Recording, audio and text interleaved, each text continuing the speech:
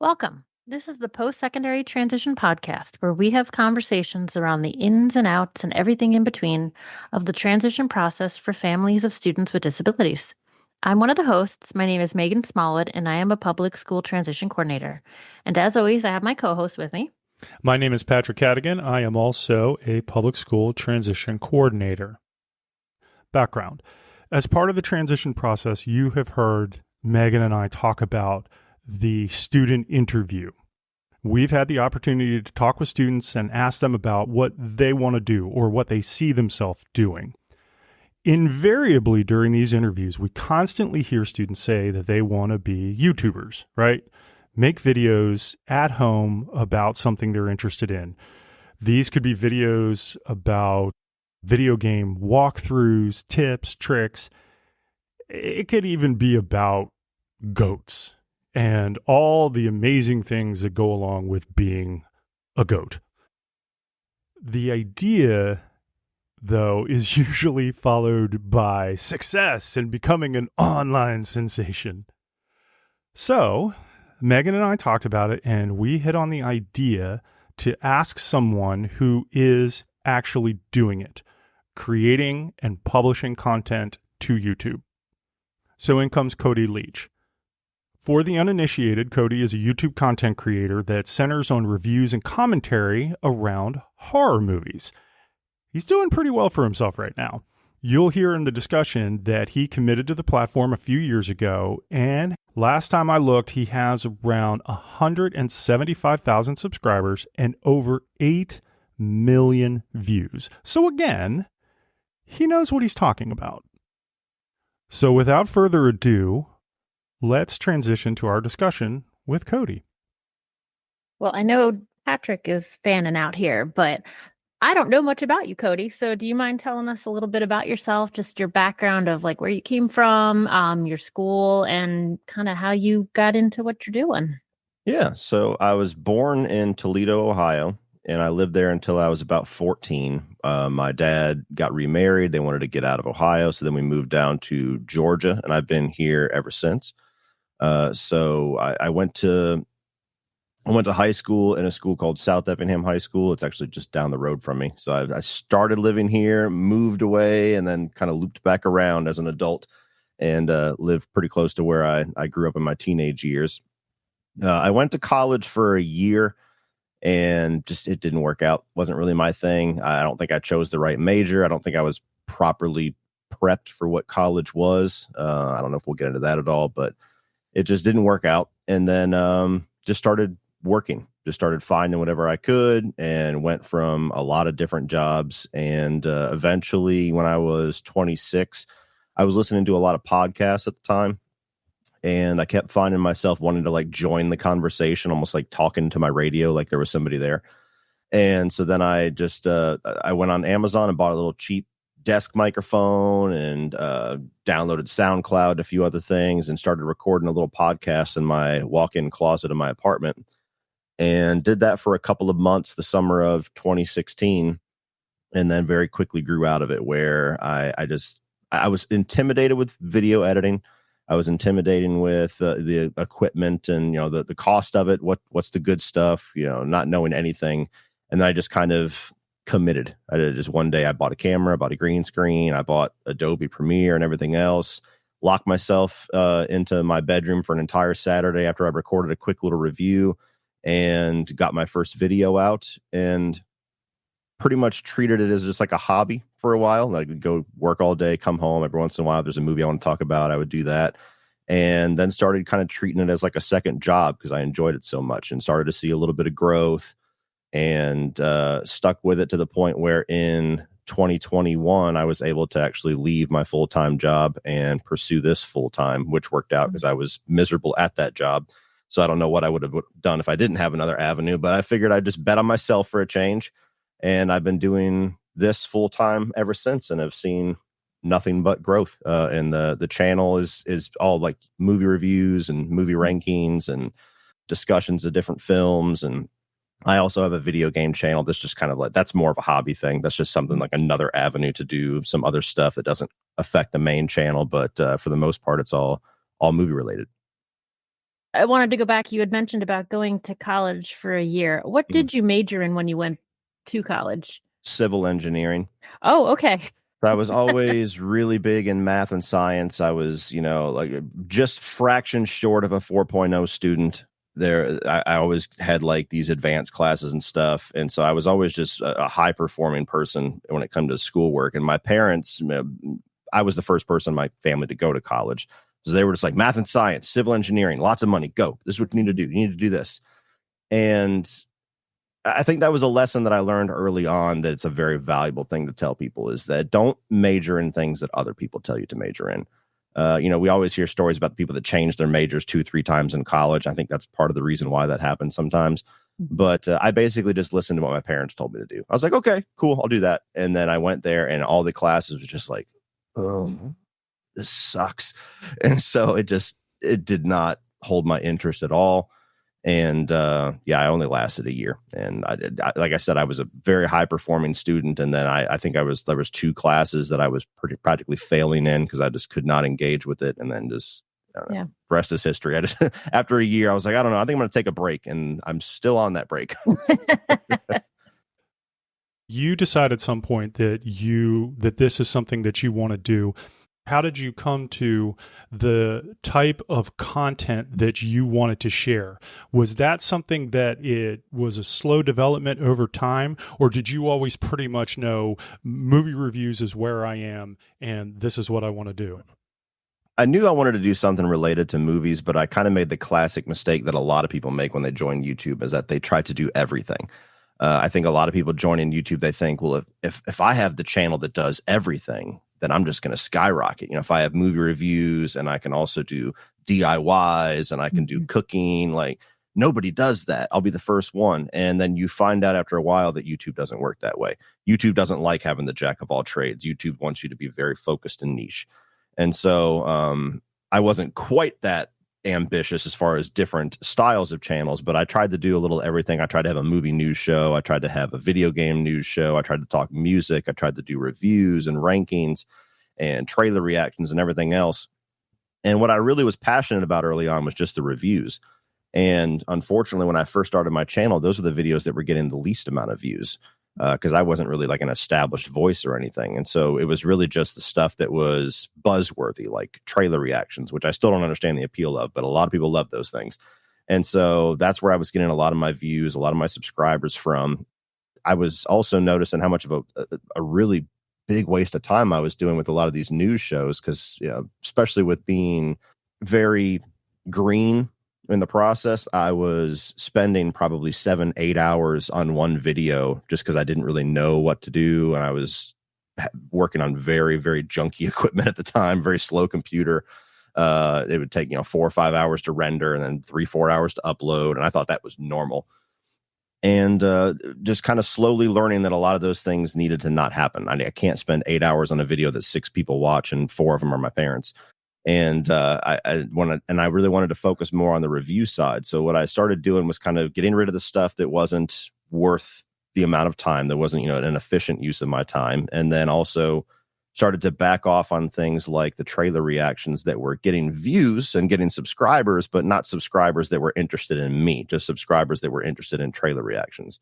So I started kind of running down a lot of that, and I started putting a lot more time and effort and pumping out the stuff that I actually wanted to be known for, which was the reviews. And I noticed after a few months, you started to kind of see that shift where the stuff that I really wanted to be known for and really wanted to have people tune in and leave comments and engage with started to be the content that was the more premier content in like the first 6-7 months of my channel. How do you track that? Are you going through YouTube Studio in order to be able to track that? Are you engaging with your audience? Are you listening to other YouTubers? Where are you getting your information from? Most of it was just trial and error. I mean, there was a few guys that I kind of came up with at the time that started their channel around the same time. A couple of them I'm still friends with, where we would kind of learn from each other. Like, did you try this? Did this work? No, it didn't. What happened? And so there was a little bit of that. But for more so just what I was talking about specifically, there was just me kind of just forcing it, just seeing if it would work. Like, I don't want to do this. I don't understand it, but everybody's watching it. I really want to do this. So then just shifting what I do, and kind of just letting the audience know, like, this is where I'm going. So grab a hold, or, understandably find somebody else to watch. And so that was kind of the approach. And you could, of course, look in views and look in comments. And when I first started to notice the engagement side of things change was when I started to really focus in on horror films specifically. So about, I'd say 5 or so months into my channel, it was Halloween season. My daughter was born. And so things kind of slowed down a lot. But I wanted to do the October season that I missed out on because of the birth of my daughter. I wanted to kind of keep that going. And so I started to do a review series on the Nightmare on Elm Street franchise. And I started to notice that the comments started to get a lot more frequent on those videos. And I always loved horror growing up, but I never really knew anybody that loved it the way that I did. So it always kind of felt like I was the odd man out. Never really felt like there was anybody to talk with that about. And that was the first time that I kind of felt that, where I was talking about these movies that I love, and all of a sudden I'm seeing other people love them too. And I'm like, where have you guys been? And so there was a lot of that where it was kind of intoxicating, where I'm like, I get to talk about these things that I've been like holding in for 26 years. This is weird. I like it. And so it was a bit of that, just seeing the engagement, seeing where people actually wanted to have conversations about the video rather than just like a thumbs up, thumbs down. I feel like that's what we experience so much with our students who have that like niche and that they're so interested in, but they don't have anyone to share it with. And I think that's why they're so drawn to something like YouTube, so they can find that group of people. Yeah. From a technical standpoint, what does recording look like for you? And you kind of alluded to it before. As your channel has grown, do you feel like it grew because of your investment into the equipment that you were buying? Or do you think it was because, like you were saying before, like you were able to focus better on what it was that you wanted to talk about, or both? I mean, I think equipment is important, but I don't think it's the end all be all. I tell people a lot, like most people nowadays have everything they need for a YouTube channel in their pocket. They got cameras that are so good now that, I mean, the 4K capability of things like this, we used to pay thousands of dollars for just a little standalone device. And, sound, I think, is more important than video. Most people don't realize that. You can have a pretty good looking video with outstanding sound, and people are going to stick around for that more than they will something with outstanding 4K and is what you're listening to. So as long as you have pretty good video and good sound, that's really all you need. And so I started off having 720p, 1080p capability with video. I had a microphone that was decent enough at the time. Compared to what I have now, it sounds terrible, but it was good enough. And so I always kind of started at just the basic of what I needed. I think that the growth didn't come from the equipment, because I stayed with that equipment for a very long time. I never even upgraded my camera until maybe 6 years in. And so, it didn't seem like that big of a difference to me until I go back and look at older videos, and I'm like, oh my God, look at it. And, it's just, for me now, it looks like a staggering difference. But I think it was just me. I think it was the personality. I think it was the engagement. I think it was the style and the humor and everything like that. And so equipment is important to an extent, but it's only a piece of it. You know what I mean? I don't think it's the end all be all. I remember when I first started watching your channel, and I had always appreciated, one, the video quality, and then the sound quality and things. And I've always been curious, do you script what you're going to say, or are you making it up as you go along? I go completely off the cuff. So I tried scripting myself when I first started, and I just did not like the way that it looked on video. It looked like I was kind of robotic to me. Even just using bullet points, it felt like I was too structured, and I'm not a structured person. Not too structured of a person when I talk. So I started to kind of just press record and see what happened. And after a little while, I started to realize that was kind of the flow that I liked. And sometimes it would hurt me. Sometimes I would forget things. I'd get to the editing part and be like, "Oh, I didn't mention that thing." And sometimes it would, I might ramble on a little too long, but that's what editing's for. And so over time, that's just been the way that I like to do it. Just formulate my thoughts after I see the movie, on the drive home, whatever. I've kind of trained my brain to watch a movie and like information just starts to compartmentalize as I watch it. And then I turn the camera on, press record, and go. But there's some people that have to script themselves out and do very well with it. I have a lot of friends that script themselves out. I have friends that just do bullet points. I have friends that write an entire document. I will say that's going to change how much you're going to be able to put out, because if you have to sit there and type a full essay before you even click record, I mean, that's another couple hours added to the process. So it's definitely a time saver for me, but not everybody can do that. So it really just depends on what you're comfortable with and what your chosen style is. This is probably more podcaster to podcaster, but how do you avoid the O's and the ums and the you knows? Like, because that is not something that I typically hear when you're doing your talk. I used to really be self-conscious about those little moments when I first started. And when I would sit there and edit, it would I would cringe every time I would go, or like just what you said. And so I think part of it was just getting comfortable on camera, getting comfortable formulating my thoughts, and being able to talk a lot without running out of things to say, which just comes with experience. But I also think a part of it was just that subconscious thing of me being so mortified of how much I was saying it early on that my brain just started to train itself not to say that. So I think most of it's just experience. When you're first starting, I would do 4-minute videos and feel like I talked forever. And nowadays, I turn the camera on and I talk for 30 minutes and it's okay, that was a short video.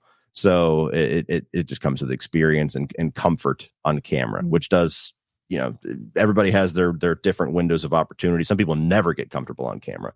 But that was the main thing for me that I think took it a lot away. Having my own recording space too, where I'm not, when I first started, I was literally in our dining room.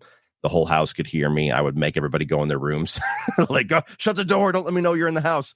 And so we can understand that. Yeah, there was a part of that too, where I would make a mistake and all of a sudden I'd start getting anxious. They know I'm screwing up. They're listening.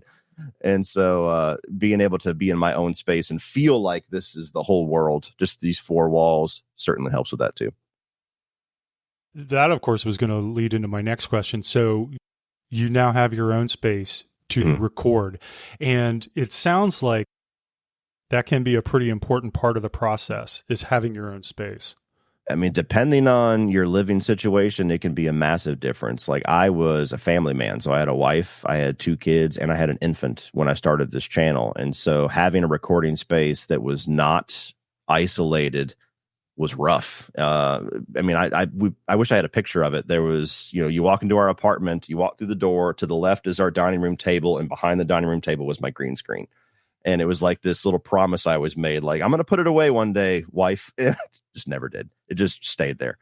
And so that was part of it, was just the frustration of the eyesore of a studio in the middle of where we're supposed to be eating. But then just the acoustics of it all, just not having 4 walls, not having anything that you could do if there was anybody over, if somebody knocked on the door, if the dog started acting up. So yeah, I went from my apartment not having any recording space to a house that we rented for a couple of years where I did have a room.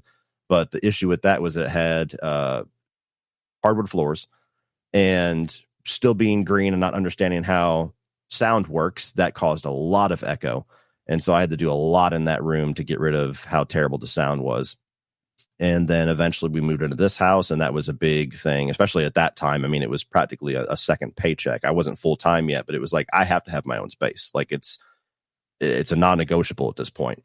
So luckily, yes, I have this room here that's a full-on studio, and it makes a world of difference, just for comfort, if nothing else, but especially just for the technical side of being able to record and not have interruptions and not have to constantly take your equipment down and put it back up and store it away. You can just leave it up permanently if you want to. It makes a world of difference. How long does it take you to do a video? And what I mean, from recording to post-production to publishing, how much time are you investing?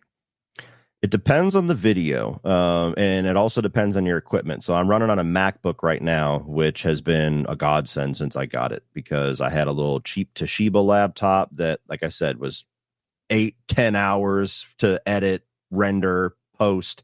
Then I had a little gaming laptop that kind of cut that in half, but that was still ridiculous. This good equipment, a good laptop with a good graphics processor is very, very important for that. But just as far as a baseline, like just for a regular review, I probably record for about 30 minutes, depending on the movie. Some movies I don't have as much to talk about. Some movies I have a lot more, but average 25, 30 minutes recording, and probably about an hour to an hour and a half of editing, and then 30 minutes to get the thumbnail together, put all the titles and tags, and render the video on YouTube and things like that.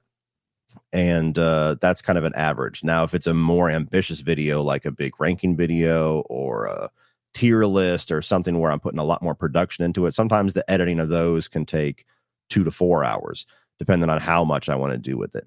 There's other videos where I go completely crazy and it can be 7 to 8 hours of editing. So it really just depends on the video itself and your ambition level. I mean, there's people that go even crazier than I do, and they cut every single breath out of the video and they zoom in and they do all these different things. And I just don't have the patience for that. So maybe that hurts me. Maybe I could be at 700,000 subscribers if I did something like that. But for my editing style, yes, an average start to finish, probably 3.5 hours per video.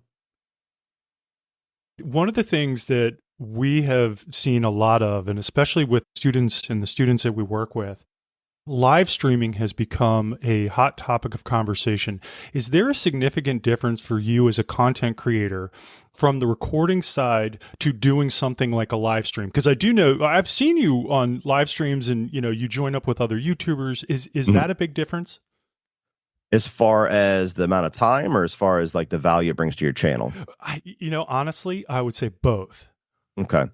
I mean, it's definitely easier to do a live stream because a lot of it's just kind of you talking and you engaging and entertaining an audience rather than sitting at a computer and editing and putting a lot of flash. Now, I do try to have some video clips or pictures or, background, something to make the live stream flashier than just my face on camera.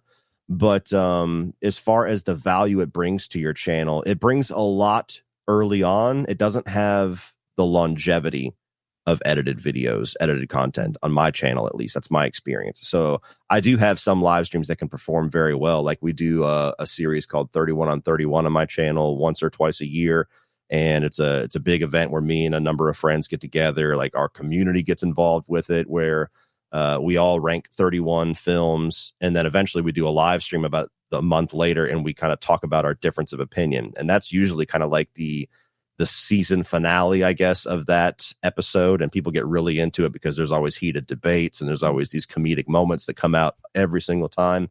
Those videos do extremely well for the first couple of weeks, but they don't necessarily have the legs that the edited version does. And I think a lot of that has to do with, especially now with the rise of things like TikTok, where people's attention span when it comes to video content is very short and they want to be hooked in seconds. But when you're editing something, you can control that, where you have a video clip, or you have you saying something or a joke or something to latch somebody in very quickly, and whatever topic they were searching for, they know they're going to get their answer soon. When you have a live stream, you don't necessarily have that, because you usually have an intro and then you're engaging with the audience. Hey, let's see who's here. So-and-so's here. What's going on, guys? Let me check out the chat. And sometimes it's 5-6 minutes before you're really getting into the start of things. And I think people just don't have the patience for that as much. So I tend to think of live stream content as kind of a treat for your already established audience, but not necessarily a tool to grab new subscribers or new viewers the way that edited content is. Do you engage with your audience? Do you get feedback from them? And is that feedback valuable? Or could you speak to that?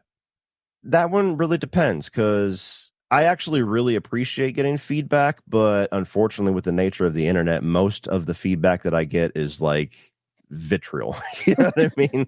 If somebody wants to give me feedback, it's because they don't enjoy me or don't enjoy my channel. And so it's meant to be a negative thing more so than a constructive thing. Now, you do have some once in a while. Like I had one, there was a film that came out earlier this year called Maxine, that is very influenced by Italian horror films, which I notoriously have not had very much experience in. And so I got a comment that I really appreciated, where somebody said, I think this is the moment that you should take to really push yourself to start watching more Italian horror because you want to be kind of the horror guy, but you're missing this big chunk of horror history. And I was like, that's 100% valid, and thank you for phrasing it that way. But more often it'd be like, this guy sucks, he doesn't even know Italian horror. You know what I mean? That would be the version that I get. And it's like the response you get when you read that is not, that's valid. It's like, man, blocked. You know what I mean? So it's tough. You get a lot of people that love what you're doing and they don't provide any feedback. It's just, good job, keep doing what you're doing. That's awesome, which is good to hear. But then it kind of, after a while you get numb to it. And then you get the hater side of it. And then once in a great while, they're rare, you get the comments like the one I just described, where it's like, that's valid. I need to take that in consideration and do something different. Paralleling what we're talking about, but still a little bit different. And because again, I'm thinking about the students when I talk with them and they talk about creating content. I remember that at one point, when you have the introductions to your videos, you have always had music. But at one point, you found yourself in a situation where someone came in and said the music that you were using was not yours or whatever, and you had to change. Why was that a big deal? So what happened with that was I had used a royalty-free song. And for those that don't know, royalty-free means there's no copyright. It's free for everybody to use. There's no legal binding anything. It's just out there. And so I was using this song for years in my intro. And then what had happened was somebody had taken that royalty-free song and they had recorded vocals over it and then claimed it as their own. Actually got a copyright for it. And so suddenly I had like a dozen of my videos get copyright claimed by this random account. And I was like, what is going on? And I dug into it and then found the original song. And it's exactly that. It's the song that's just music. And they recorded something and got some company to legitimize it. I immediately panicked because it's like, well, if this guy actually pursues this, basically all of my content for the last 4 years can now be demonetized and he gets all the revenue for this fraudulent copyright claim. So I had to try to message the person directly, which was almost impossible. I tried to message the actual creator of the royalty-free song, which was almost impossible because they had not been on YouTube for like 6 years. And then had to try to contact the company that was actually holding this copyright fraudulently to try to get them to understand that they're going to be in some legal trouble eventually if this continues. And so upon doing all that, I had a friend of mine that also has a YouTube channel, Xander Raymond Charles, and I talk with him a lot. He's a guitarist. He writes his own music and does a lot of stuff. And I was like, dude, is there any way that you can record like a new intro, outro for me? Like take your time, and it's not a priority. And this guy is so awesome. I think it took like 30 minutes, which blows my mind because I'm a little bit musically inclined, but nowhere near that, where he's just like, how do you like this? And it was just this fully produced track for an intro and an outro. And I'm like, did you just like have that waiting? Like, I need to understand more. But anyway, so he was awesome. And so I switched over to using that just to kind of protect myself for the future. And then luckily, after about a month, this company dropped it because I think they figured out that it was fraudulent. But yeah, that was the issue with that. Whenever YouTube is extremely tricky when it comes to copyright. You'll get into a lot of trouble with trailer footage if you use too many clips, if you use clips that are too long. Like I used to use like 15, 16-second clips. I've since gone down to trying to make like 7 to 9 seconds my maximum. And sometimes even those get flagged. There's certain movie studios that are more strict on others. Like Universal is notoriously brutal. They will claim your entire video because you use 6 seconds of footage. And it's supposed to be very cut and dry how you fight that with YouTube, but it is anything but. And unfortunately, if you get a copyright claim and you dispute it, they have 30 days to look at it and decide whether your dispute is legit or not. The people that made the claim, so Universal in this case, not YouTube. If they decide that they're going to withhold their copyright claim and reject your dispute, which is what they do 99% of the time, the only option left is for you to do an appeal. And the consequence of an appeal is that if you lose that, you can get a copyright strike on your channel. And if you get 3 of those, your channel is deleted. So most people don't go that way because they're not willing to risk their channel, even if they're in the right, for something like that. So copyright with that stuff is very serious, and it's even worse with music. You can 9 seconds with trailer footage, you have like maybe 3 seconds with music before it gets flagged. Wow.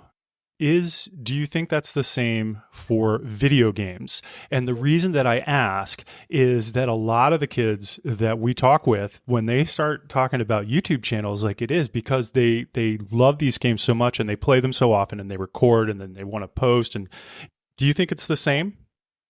With video games, it's really just with music. From my knowledge, they can't copyright claim video game footage because it's always different. Nobody moves the character the same exact way.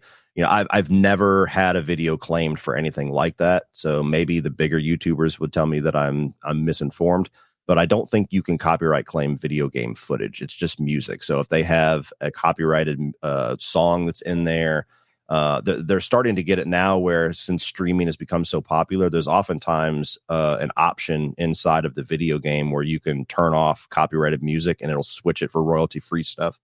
So like Dead Rising just came out with a remaster and it's getting all these old tracks that were put on this game back in 2008 that are copyrighted. And so they actually advertised that. They were like, if you're going to stream this, make sure you check this little box. And it takes all the music that we all know and love from this game from 2008 and switches it with this generic stuff. But that's how you are able to stream it or do anything like that without your video getting demonetized. Walking it back a little bit, but still along the same lines, because again, you had commented earlier about, the type of channel that you have created, and then you have a little side project. So as a content creator, how do you figure out the content that you are going to create? And do you map it out? How do you figure out what you want to make? So at the beginning of every single month, I map out the next 30 days. I have a Starlight calendar over here, which I used to have just a dry erase board, but this is one that actually syncs with my phone, or Skylight, excuse me, not Starlight. And so at the beginning of the month, I basically pull up Wikipedia's American movie release schedule, and I look at all the new releases that I'm planning on watching and covering, and I go ahead and fill those in the day after I see them, movie title review. And then I look at which ones I'm going to do other content. So if it's something like a new Halloween movie, okay, well, I'm going to review that movie. Then I'm going to rank all the movies. Then I'm going to rank all the masks or, whatever I'm going to do, fill all of those in. And then I look at some of the things that maybe like just like for October this month, obviously I'm more focused on horror stuff. So I did a video last week where I ranked all of the iconic horror weapons like Freddy's glove and the chains and hooks from Hellraiser and things like that, the chainsaw from Texas Chainsaw. I'll try to think of some idea for like a fun, more ambitious video and stick it where I kind of have a little bit more empty space, a little bit more time to edit. And although I've done a terrible job the last couple of months because it's just been so busy, something that I've done over the last year and a half is I try to have at least 1 or 2 reviews dedicated to like more hidden gems, smaller movies or more underknown movies that people haven't heard of. Because that's my favorite thing, is to let somebody know that a movie exists that they've never heard of before. Like a lot of the bigger ones everybody knows Halloween, so I don't get a whole lot of gratification telling somebody that Halloween's awesome. But I get all that filled out, and then if my month is already pretty packed, then I stop. If there's a lot of empty space, then I just try to get creative and think of some cool things that maybe I haven't done before. I also have a Patreon, which is like a crowdfunding source where people that like my channel can actually donate money, and I give them certain perks. One of them is that every month we do like a poll where everybody puts out ideas for a video idea. I choose a few favorites, and then I let them vote on which one is best. So I usually do at least one of those. And then I also have sponsorships. So I'll look at how many sponsorships I already have lined up for that month, and I'll figure out which videos I want to put them on, because some sponsorships have view guarantees. Like they might say 30,000 minimum. Otherwise, you have to do a second video. Well, I want to put those on a video I know is going to be more successful probably. So that's usually the last part of it, is trying to fit those in. And if I have a few left over that I need to come up with an idea for, then I'll come up with a few more. But it starts with the new releases and trickles down from there. Can you talk a little bit about analytics, specifically like YouTube's analytics, like how you track your audience? Is understanding YouTube's algorithms, their analytics, is that important for someone who wants to get into this? I think it's important to an extent. I've never really dove that deep into it, honestly. After looking at so many numbers, my brain just starts to just bleed it all together, and it just doesn't make any sense to me. And I don't know how much of it is even controllable. So really, the main analytics that are important is, of course, your views. And then the other one is watch time, which is how much of your video people watched before they clicked off. And if you dive into watch time, you can actually see a little graph at like where in the video people are most often dropping off. You'll see this a lot when you have a sponsorship, because you'll see a lot of that where it's like, before I get into the review, let's talk about this. And you'll see this gigantic drop, and then they come back 3 minutes later. So you can use that to figure out if there's a spot in the video where you're rambling or you're getting into a subject that's just not working for people or whatever. Sometimes it's nonsense, but sometimes you can pinpoint it and be like, oh, as soon as I brought this up, half the people left. So that's valuable. And then, you can get into your audience as far as like gender demographics, where in different countries, like main demographic is US, of course, but then you can look and be like, whoa, like I'm killing it in Switzerland. You can see all these crazy things that are interesting, but I don't know how to utilize a lot of that information to really guide the content a whole lot. Views, watch time, it tends to be the biggest one for me. And then you can dive into a few others that are more based on each individual video. Revenue is another one that's kind of strange too, because there's no rule for revenue. There's some videos where you'll make like $1 every 1,000 views. There's some videos where you'll make $9 every 1,000 views. And I've never really been able to figure out why. Why this video got more, this video got less, when they're the same week. Different times of the year makes sense. You have a lot of advertising towards the holidays, and then January through April, there's not as much. But there's a lot of randomization with that kind of stuff that I'm sure it's valuable to know. But like I said, I don't know how to apply it to anything useful for me.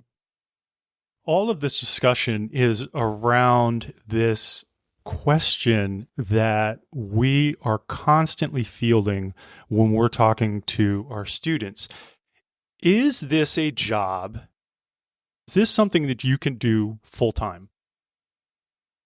It is, but there's a lot that goes into it. There's, first of all, a lot of work and time that goes into it where you're not making any money. I mean, I didn't even make my first $100 check until 9 months in, and that's after putting 20 to 30 hours a week into it.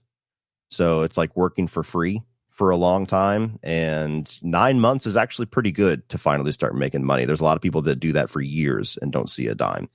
So there's a lot that goes into it. There's, of course, talent. That's one thing, and you either have that or you don't. There's the editing and the style of your video and what you do to stand out, which just goes into trial and error, and you having a lot of understanding of what the community that you're trying to dive into looks like, not copying too much off of other people, but also not being so different that you're kind of you're not really tracking with what people are watching. And then there is a bit of luck, unfortunately, with the way that YouTube works. Like, I know some channels that make fantastic content. They make really good thumbnails. They talk well, they edit well, and for some reason, they just never get traction. And they come to me, and I'm just like, I don't have an answer for you. I don't know why. You're doing everything that I would tell you to do. And there's just some weirdness there. Sometimes YouTube favors certain channels or certain videos, or for reasons that are unspecified. There's a lot of random in there. You're just like with the analytics. And so, yes, it is an option for a career. I mean, I'm kind of the living proof of that. But I would have told you a month before I went full time that I was never going to go full time because it was too much of a risk. It was only after things just getting so bad and toxic at this job where I was between a rock and a hard place, and I just really did not want to go out and start another job. I didn't want to go start from scratch with another company. And so I just kind of rolled the dice. And that was after 6 years, 5.5, 6 years of grinding with that never being in mind.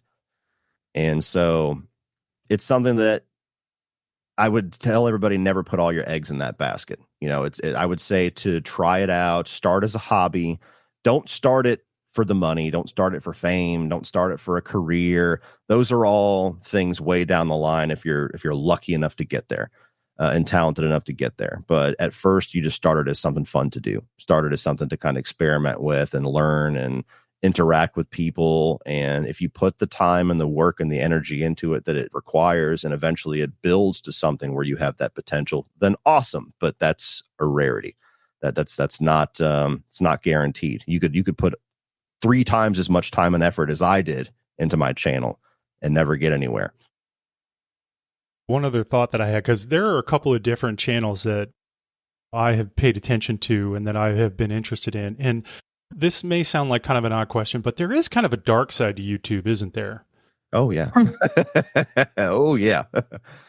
There, like, especially when it comes to content creation, opinions, it's weird. There's one particular channel that I'm thinking of that recently, like, I ended up dropping it because I just felt like the host, it didn't seem like he enjoyed what he was doing anymore. Like, he would post these videos and he was just, everything was negative. And it was like, you know what?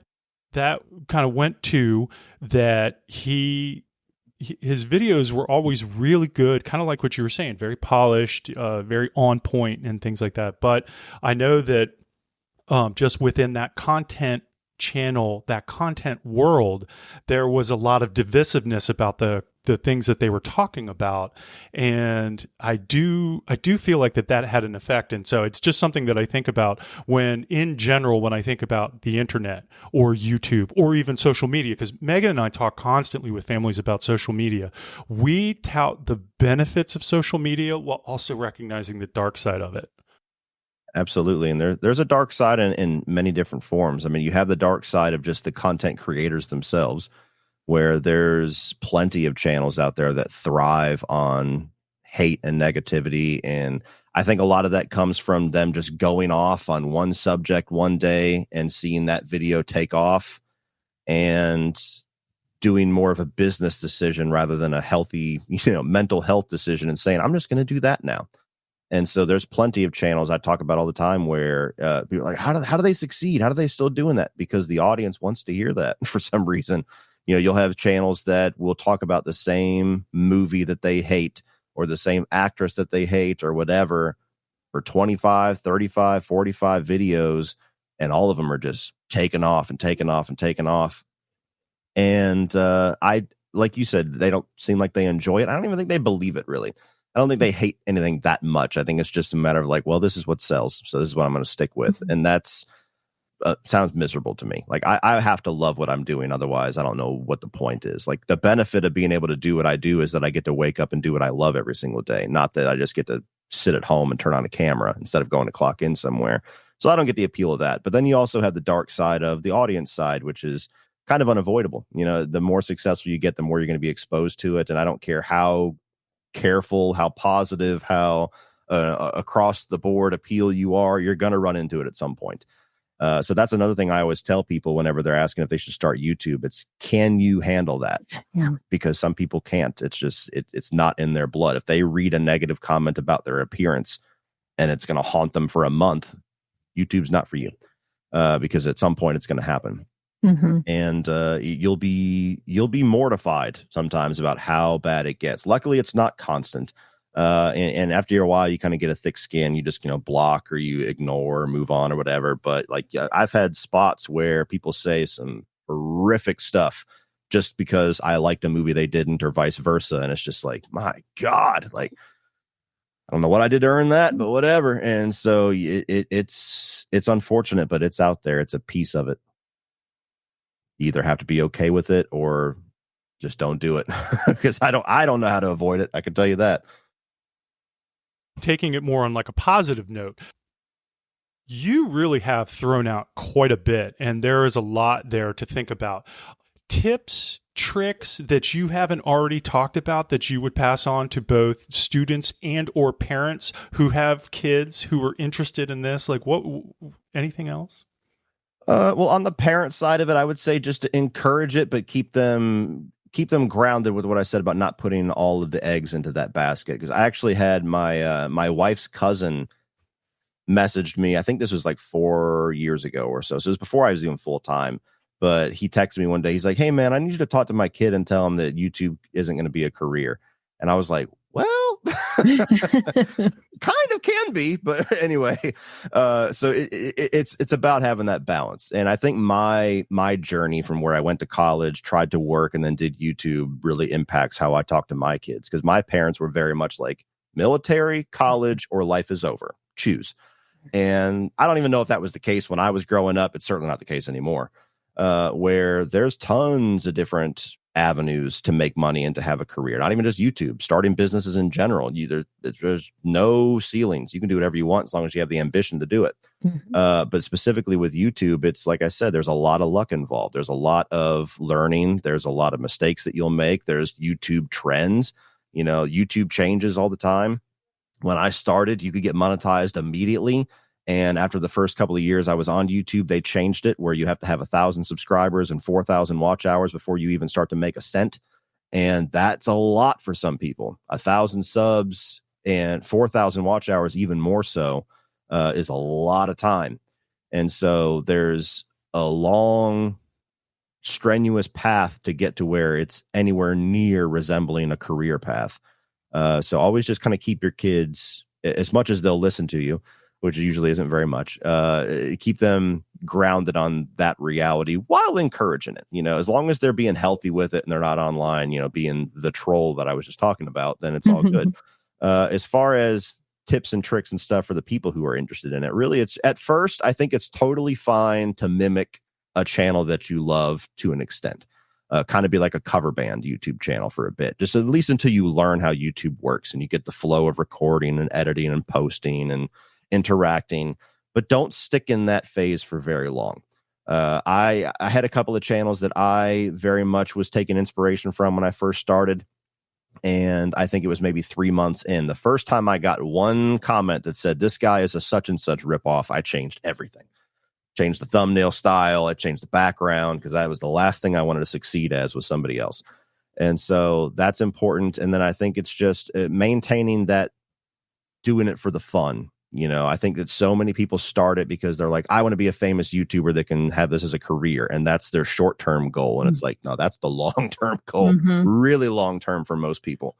So just do it to have fun and do it to figure things out and play around with editing and decide what you want your channel to be and figure out what you're actually good at, because nobody really knows until they do it for a while. And I didn't know what was going to be the secret sauce in my channel. And so I think that's the big thing, is just have fun with it. And I will say that will be a perfect place to end the conversation. But Cody, I can't thank you enough for no taking problem. the time out and for talking with us. And I love it. It's so interesting to listen to it, and especially again from the creator standpoint, hearing all the different avenues and the aspects of it, and just because I remember when we first reached out via email, that was one of the things that we had communicated was, very oftentimes when we're talking to our students, it's like, oh, well, I'm going to be a YouTuber. Oh, really? How are you going to do that? Well, I'm going to post a video online. I'm going to get 1 million subscribers and everybody's going to love me. And it's like, well, there's a little more to it than that. Yeah. It's hard too, because they all follow a lot of people that for some reason had that virality to them, where they just said the one thing on the street corner and now all of a sudden they're millionaires. And that can happen, but it's like winning the lottery. You know what I mean? It's like saying, what are you going to do when you grow up? I'm going to be a lottery winner. Perfect. Well, again, thank you. Yes, definitely.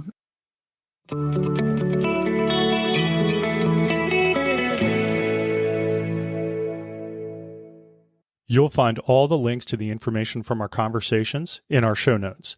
We would love for the information from this and all our other discussions to reach as many families as possible, and we need your help to do that.